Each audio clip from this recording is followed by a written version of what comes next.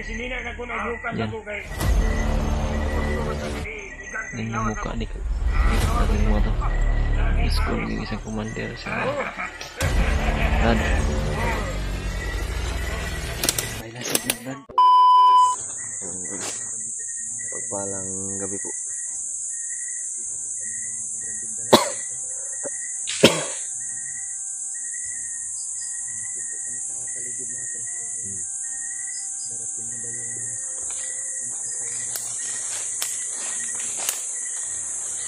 Dito kami mga tol sa paligid saan may masdan kami na mga bandido po.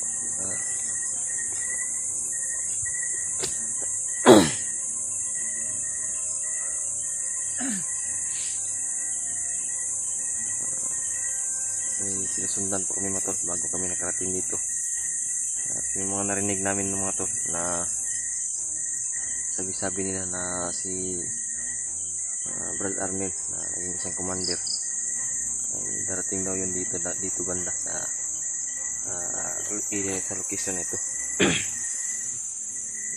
Dumito kami ni Brad sa hindi lang kalayuan sa kinaroroonan ng mga bandido na sinusundan namin para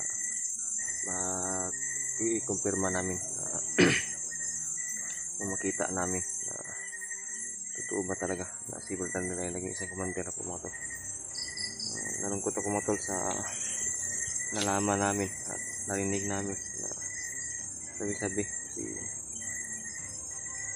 matagal-tagal din kami nagsama ni Brad Arnel at nila Brad Buds na-rescue namin siya at natulungan namin siya, naibaba namin siya na ligtas. Pero sabi po mga tol,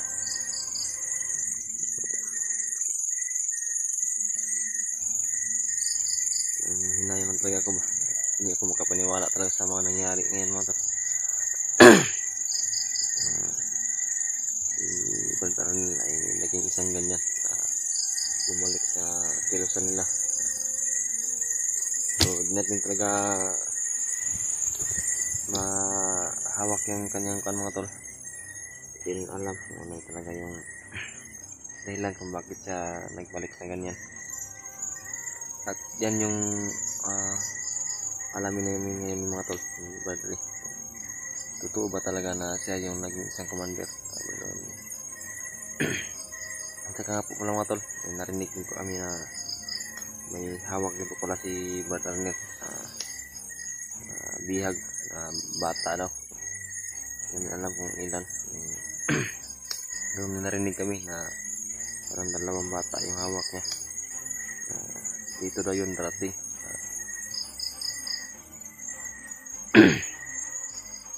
So pala mga tol, huwag niyo po kalimutan mga tol na ipaabot itong video namin sa kila Brad Buds sa kila Brad Mart para kuha sila ng ma-alarma sila na maproteksyonan nila yung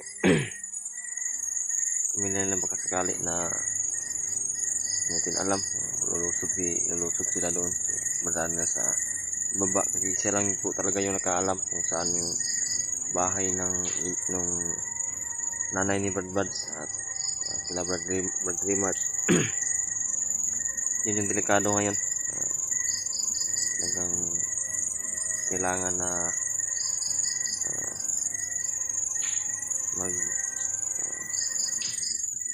malaman talaga nila ito sa video at pakita. At sa kabila po pala mga tol, ang kalagayan ni Brad Pilot. Tingnan namin yung video niya, yung video na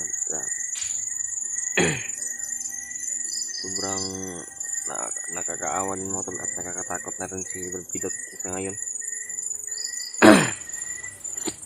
At may mga nag-abot din po ng mensahe po na natanggap po. May mga nag-abot ng mensahe na si Marvin ay naligtas na po daw nila Brad Mart. Masaya po kami mga tol, nalaman namin naligtas na yun. Hey, Brad.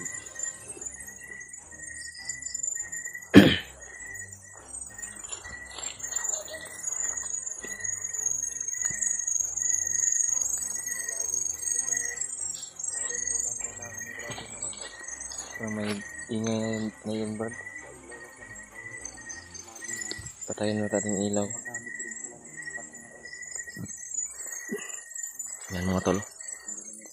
Hindi lang kalayuan dito sa kinaroroonan namin mga tol. Yung kinaroroonan din ng mga kalaban na pinagmamasdan namin. Dito lang kami sa malayo-layo para hindi kami matunugan o makita ng mga ito, ng mga kalaban.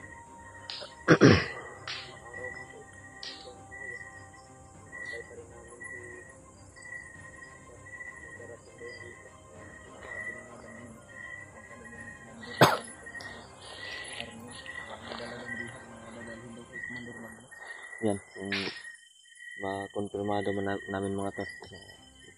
Kilala ko po yung si Daniel mga to. Kita ko po yung buong mukha nun.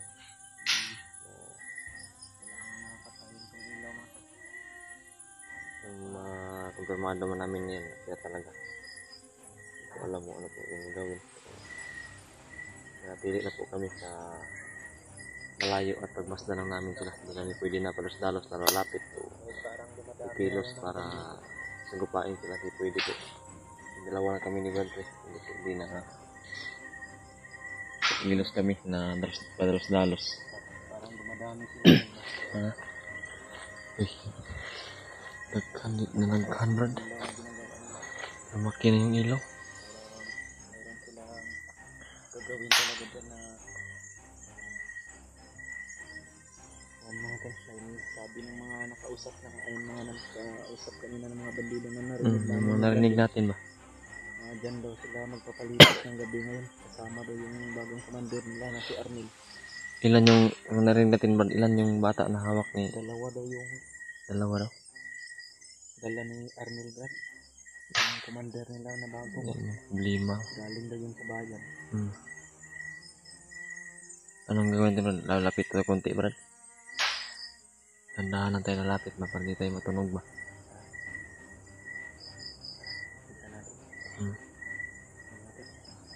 Tandahan tayo. Mga tanong kung nandyan naman yung parang dumadami rin sila. Yan mga tol, pagpasensyahan nyo na po mga tol na pinatay namin yung ilaw para na rin po sa kaligtasan namin mga tol. Hindi kami makita ng kalaban.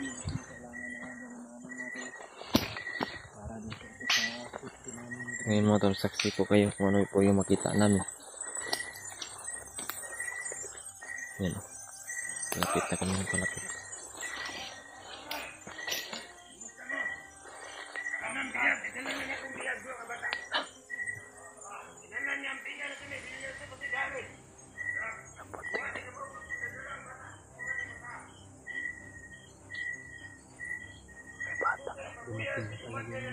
Nandiyo.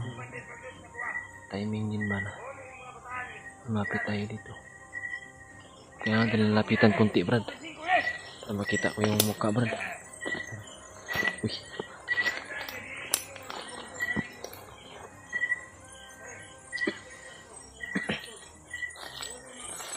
Tago na sa damo.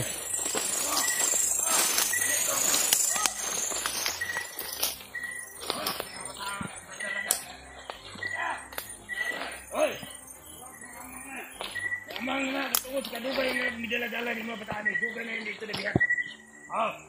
Puro na panghadlok ng mga bataan ko Kaya ako, bago ko na kumandir. Pero ako igahi ng kumandir. Nga di ko ani kumandir bago. Dito sa kasan itong buma. Kaya sa pintas. Huwag ko na ko dibuin eh. Ako ani yung murimari. Huwag sa naa mga vlogger siya ako makita. Ako pamakay, makita din ako. Basta ako yung makaulimuri na niya. Kilala ko yung Brad. Talagang kumpirmado po mga to. Si Brad Arnel talaga to. Ako kung pagkaihawon, ginako sila. itim yung mukha ni Arnel. Una ako yan, Brad. mabuwag yung kuwan, prinsipyo. Mo po'y mando ni Commander. Sana makita to ni Brad Buds. Kinsay mo ari mga vloggers. Akong pamatron. Dalawang bata, Brad. Babae, Brad. May dalawang biisan sila. Babae. Mga bata. Mira niyo ito na. Ito sila yung siste. Dito. Nagkakasuot talaga sila. Informasyon na nakuha namin natin. Pirmado po mga tol. Kwarta na kita ni mga bataan ni. Hindi ako nagkakamali mga tol. Mauna nga. Yan talaga si Brad Arnel talaga yan. Alito tato rin dia. Hindi na kumilos mga tol. Kasi balo Panatili na kami dito sa malapit para baka sakali na makita ni Brad Buds to. Tingnan nila po ni Powers kung basto do mo. Kilala din yan po ni Brad Buds, Brad. Ako ani uli mo rin man ang ako punta. Mayroong dalawang bitag na dala si Arnel natin. Yung commander. Sambalos los. Ala, isalir pagi dia. Selamat. Ang narinig yung basto ni Kenapa Arnel. gini? Dekado yan, Brad. Pinatulog niya yung Ulog yung isang bata. Ako ni Boyon na po tungod yan ako nga kwenta. pinatay niya yung isang biso. Putiniyot. Sambalos los. Binuhay mo naman. Nakita ninyo? Pag kamoy magbinuwal sa kuha, wala ko'y piliyon nga paksyon ninyo. Utbon ka mo pamatay. Ikaw, ano nagkasigang mo mata? Ha? Hindi yan na si Commander. Hindi yan ganyan si Brad Bay. Gago ka, magkasigang mo Sama mata. naman. Sige, isag namatay na ako na buyon nga. Niya na, Jod. Okay, mag-alala mga tol kung ano man yung mangyari bukas. Ako wala ko'y kikadugan ba sa kinsa. Magkita mo kami na Brad Buds. Basta gupa namin ulit to si Brad Arnel. Kinsa pang vlogger. Hindi namin nahahayaan po mga tol na Wala ko'y ganyan na po yung kuha niya. Tutulungan po namin si Brad Arnel po. kailangan ng mga vloggers o At yung kinsa hawak sila. niya na bata. Ako sa una. Nagakpan ko si Commander Bagnot. Wala na ko, nakalimot na ko kinsa itong mga tawanan. Nagkuhan sa kuha. Burog na lilang na ko nila. Wako kibalo kinsa itong mga vloggers nga nagkukuhan po. Mga vloggers You na know. target ni Sa inuwalag yung ko kay mga vloggers Udre. Grabe. delikado yung pamilya nila kaya natiko. Dili. Delikado Brad Ako, yung mga ito pasaylo nanay na ni kinsay Brad Buds. vloggers diri ro nagmonitor diri ni palibok. Patagas. Ako agad silang pangapat yun. Dili ka pasaylo ang kumander. Ha? Wala pasaylo ni kuha. Anong pasaylo panata? Tungod sa ilang ibuhat sa ako sa unang vote po nila. Ang ilang mga grupo. Pero wala ko kailaw kinsa itong mga taon na. Kasama talaga ito ni Commander Bagnot mga tayo. Oo. May kalayo. Hoy, bantayan niyo ba yung ibiyak? Ibasig. Udah ka eh. May dalawang bihan na bata mga tol. Kawawa. Kaya mga tol. Ang dami pa ng mga alagad niya doon banda sa number do. Hindi na natin makita ba. Makontak Lagi natin yung mga mga secret, kasama so. natin. Dili siya bro kung buwang na eh. Tulungan nila tayo dito na maligtas ng mga Puslan bihan. niya po natin eh. Kakuha sa kita eh. Ilang kanilyan. Grabe siya ba sa bahay na ni Brad Arnel. Kumanga, Lucy! Lucy! Uy, mga manlalapang tinong kumanda. Babae, babae. Babae, tumboy. Ini babae ni. Babae. Ini mo pagka na kayo din mga kawanta. Kilatan. Asan man itong body na ko eh. Dila, nakatulong ni Buhiyo ko ni. Kaya ako kay Kuros ni. Mga sila makatulong.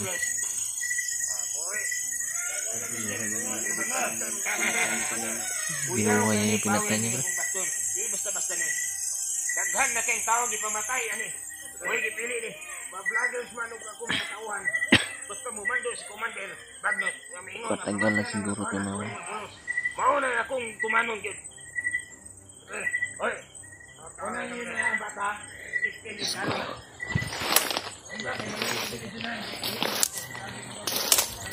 Sabi ko nga tol.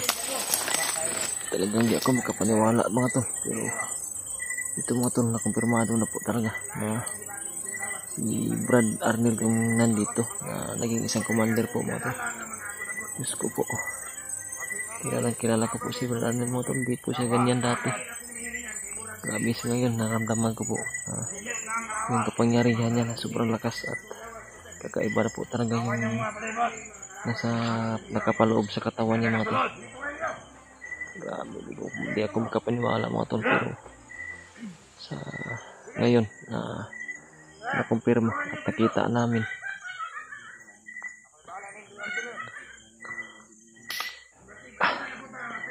Gusto po mga tol, tulungan niyo po, ipagdasal niyo po si Brad Arnel mga tol. Sana ay may mas masanto siya. At kung kasakali na masagupa man namin o makausap namin, sana ay makilala niya kami. Sobrang kung saan naramdaman ko ngayon. Ilahan na kita ng mga bata ako hindi pa Kung yung naramdaman ko ngayon ba, hindi ko masabi ba kung ano. Hindi ko maipaliwanag yung naramdaman ko. Kasi matagal kami nagsama ni Brad Arnel doon sa bahay ng ina ni Brad Buds.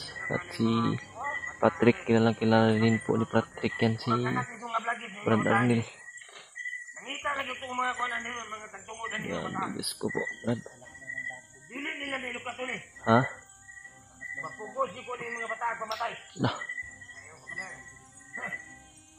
Anak ng vlogger siya? Sa pagkakaroon. Kanan nasulti na ko tungod sa kalagot nako. Mo na ako nasulti sa kung baba karon dito na. Pero dili na ko ingon apat yun. Makasaban ko kung ano. Mutuman lang ko mandel balot siya na ingon pamatay ni mga bata. Batyo na ko eh. Oh. Yan, sige. Hindi nagigangas mo lawas ng awar ko do. Sige, Brad Arnel, hindi ko makapaniwala. Oh, Talaga, Brad. pusok man eh. Alam ko po mga tol na kilala niya po si Brad Arnel mga tol. May iba na nakakilala, may iba hindi. Pero marami po yung nakakilala sa kanya po. Yan po, kita niyo na po yung mukha ni Brad Arnel. Dili sinina na ko nagbukas Yan. ako kay hindi ko gusto basta gabi igang Yan yung mukha ni Brad Arnel mga tol. Diyos ko, yung isang commander sa Brad. Ay, nasa Brad, kontakin natin sa Kuya Brad. Tayo, Brad. Hindi na tayo lalayo dito, Brad. Kaya, huwag ka magpilay kita ang sinda.